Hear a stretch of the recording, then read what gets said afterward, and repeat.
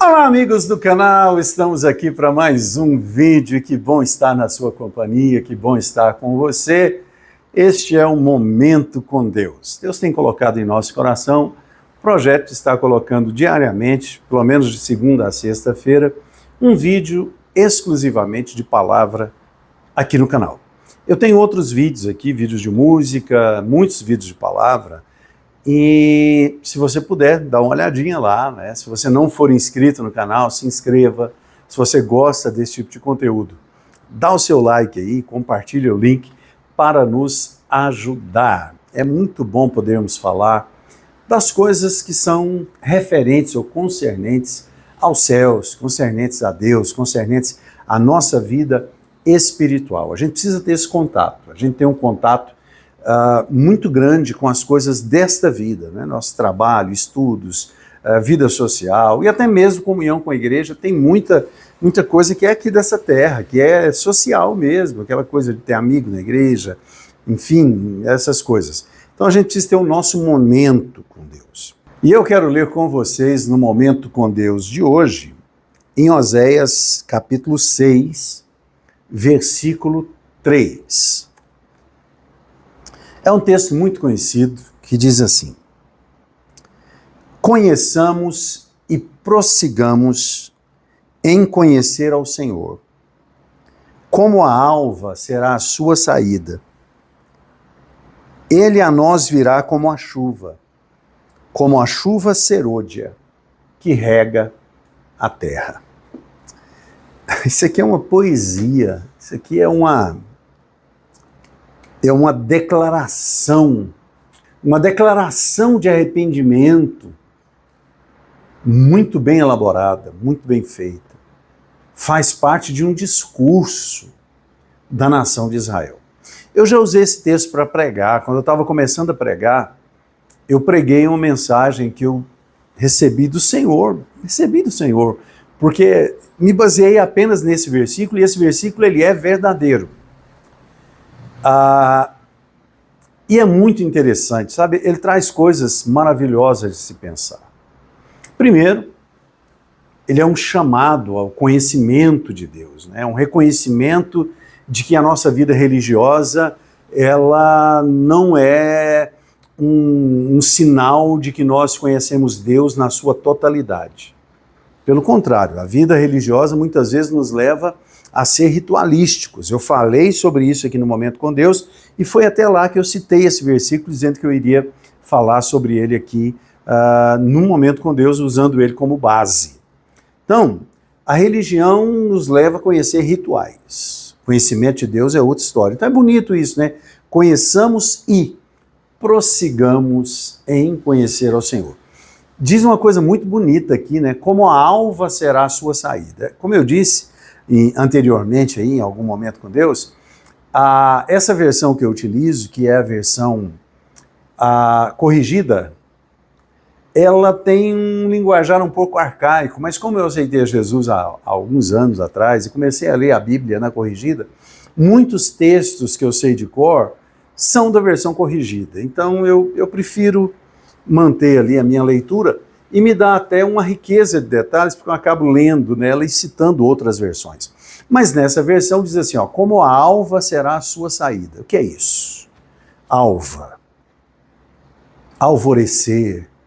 É nascer do sol. Então, o próprio Deus está dizendo isso aqui, tá? Isso aqui é parte de um discurso elaborado pela nação de Israel, mas essas palavras aqui estão sendo declaradas pelo profeta Oséias. É Deus que está dizendo isso aqui. Como a alva será a sua saída. O que isso quer dizer? Quer dizer que, assim como nós temos a certeza de que o sol nasce toda manhã, nós podemos ter certeza de que Deus vai agir, de que Deus vai cumprir a sua palavra. Eu me lembro quando eu pregava sobre esse texto no passado, preciso até pregar sobre ele na igreja de novo, né, dando todas essas explicações aqui, mas afirmando quão belo e o quão verdadeiro é esse texto. Eu costumava perguntar o seguinte: quem aqui já dormiu preocupado ou perdeu uma noite de sono pensando, será que o sol vai nascer amanhã?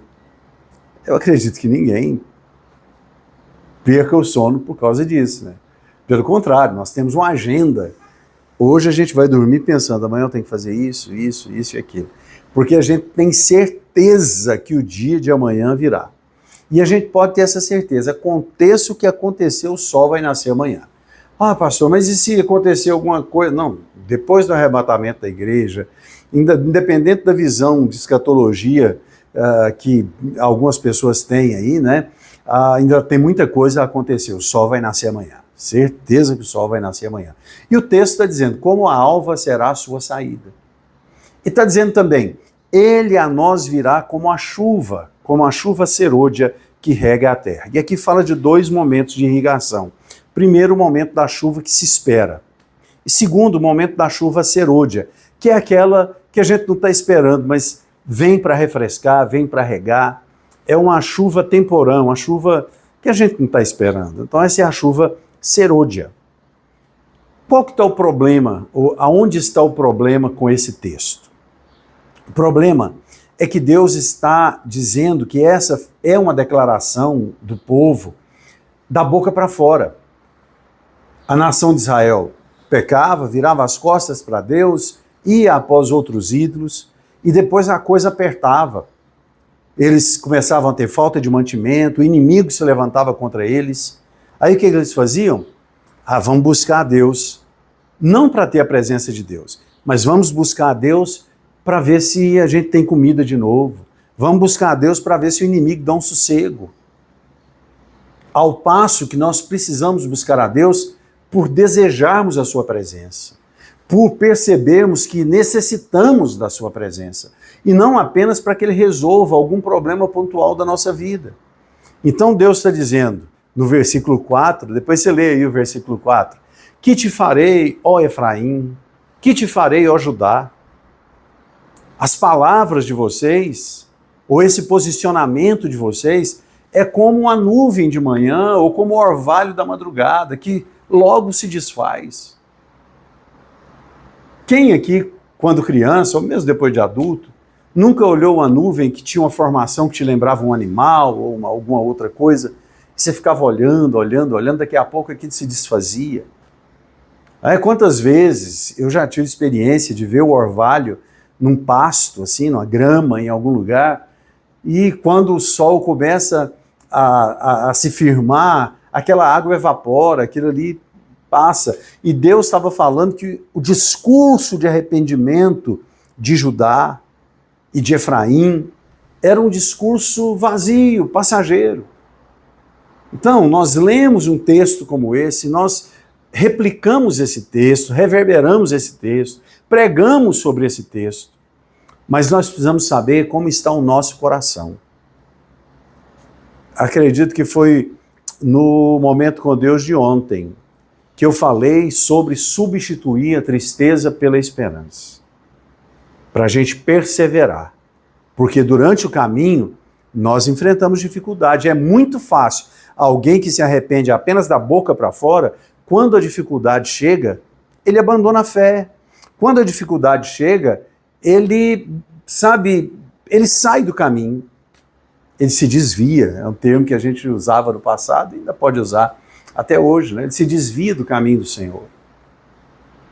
Então, a gente precisa observar esses textos da Bíblia, se maravilhar, porque é um versículo muito lindo, que fala de uma verdade, só que de pessoas que proferem essa verdade sem nenhuma base espiritual.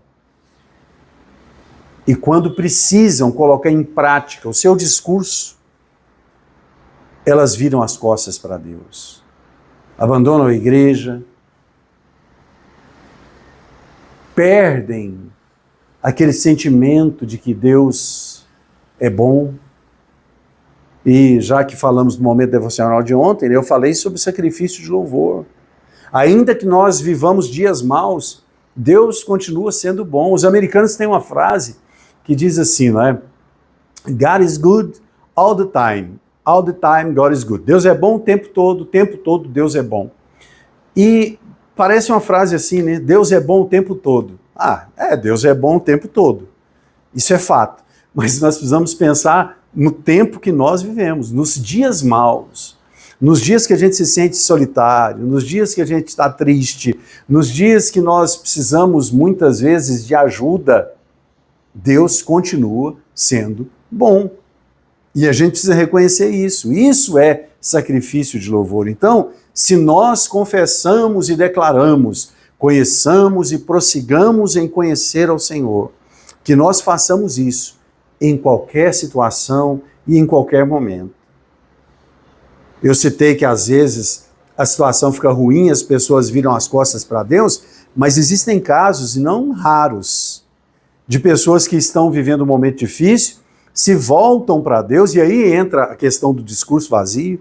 Ai, Deus, se o Senhor me abençoar, eu vou ser fiel ao Senhor, eu vou ficar firme na igreja, se o Senhor me abençoar, eu vou contribuir na igreja, eu vou ser fiel nas minhas contribuições. Aí Deus abençoa a pessoa.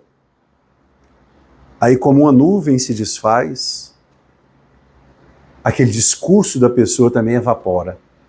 E a pessoa, estando bem, estando com a vida boa, não se engane, vida sem Deus não é boa, tá? Mas é porque as pessoas consideram que às vezes você está pagando suas contas, comendo bem, andando no carro bom, tal, está com a vida boa. Então, partindo desse aspecto, a pessoa está com a vida boa, ela volta as costas para Deus, como quem diz, já não preciso mais do Senhor, quando eu precisar eu volto. O bom é que o nosso Deus é misericordioso, né? As pessoas que fazem isso se voltam para Deus e Deus responde, Deus acolhe. Olha, pastor, então eu vou viver assim. Tem um problema essa postura. Tem um problema. Às vezes, nesse intervalo, muitas pessoas perderam a vida, passaram para a eternidade e fizeram isso longe de Deus, porque iam para a igreja, prometiam tudo para o Senhor, Deus abençoava, abria as portas, a pessoa ficava, usando o termo que eu usei, bem, voltava as costas para Deus e falava, o dia que eu precisar eu procuro Deus de novo. Só que enquanto ela estava curtindo a vida, aconteceu alguma coisa e ela foi para a eternidade. Aí eu termino um momento com Deus de hoje citando o que Jesus disse. Contando aquela parábola daquele homem que teve uma safra recorde e falou assim, eu vou construir muitos celeiros, porque minha safra é grande demais, não vai caber nos que eu tenho. E construiu novos celeiros e encheu tudo. E agora falou, agora minha alma, descansa e folga, porque você tem muita coisa. E Jesus disse assim, louco, se hoje te pedirem a tua alma, o que tens preparado, para quem será? Então nós precisamos pensar nisso. Nós podemos reverberar esse versículo que eu li. Conheçamos e prossigamos em conhecer ao Senhor. Mas que não seja um discurso vazio. Que seja o reconhecimento de que a religião não basta. Nós precisamos mergulhar na intimidade do Senhor. Eu vou falar sobre isso. Eu lembro desse versículo, a intimidade do Senhor lá, o segredo do Senhor. Eu vou falar no próximo momento com Deus. A gente precisa mergulhar nessa intimidade com o Senhor e precisa prosseguir no conhecimento do Senhor e precisa oferecer a Ele sacrifício de louvor. Quando a luta chegar, quando a dificuldade chegar, nós continuamos a declarar que o mais importante da nossa vida é o Senhor. Que Deus te abençoe. Até o próximo momento com Deus.